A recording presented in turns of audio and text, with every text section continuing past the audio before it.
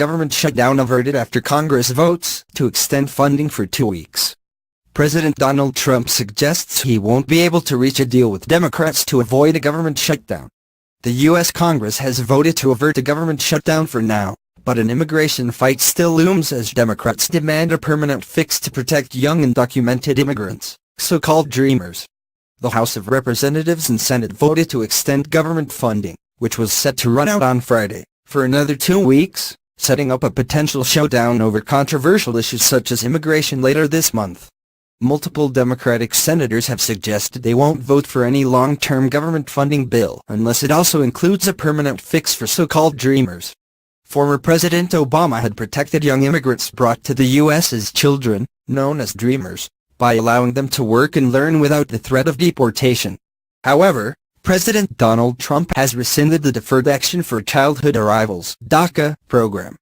During an afternoon meeting with Mr. Trump, House Speaker Paul Ryan and Senate Majority Leader McConnell stressed that negotiations on immigration should be held separately on a different track, and not as part of the government funding bill, according to the White House.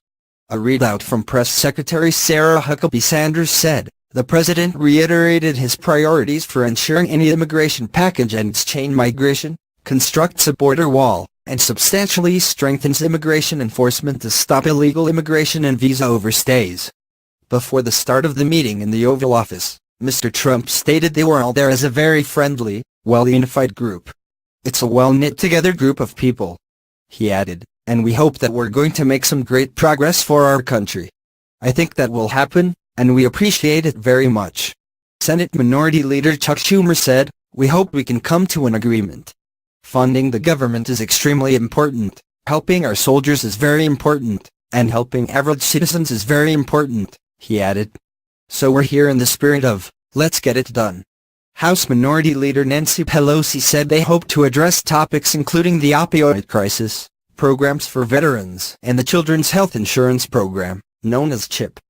CHIP covers nearly 9 million children whose parents earn too much for Medicaid, a health care program for those on low incomes, but not enough to afford other coverage. Having run out of federal funding at the end of September, the program is now in limbo.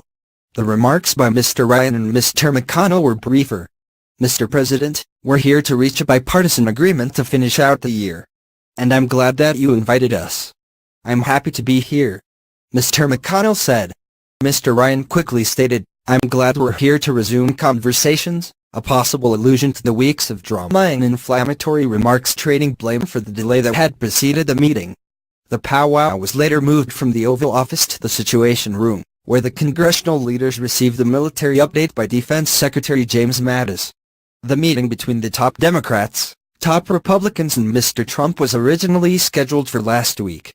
But Mr. Schumer and Ms. Pelosi abruptly pulled out after the president attacked them on Twitter for being weak and said that he didn't see how a deal could be done. Mr. McConnell and Mr. Ryan still attended the meeting and spoke ill of their Democratic counterparts' decision. On Wednesday, the president told reporters a shutdown could happen. "The Democrats are really looking at something that is very dangerous for our country. They are looking at shutting down," he said. "They want to have illegal immigrants. In many cases, people that we don't want in our country." Democrats say these claims are incorrect, that they don't want a government shutdown,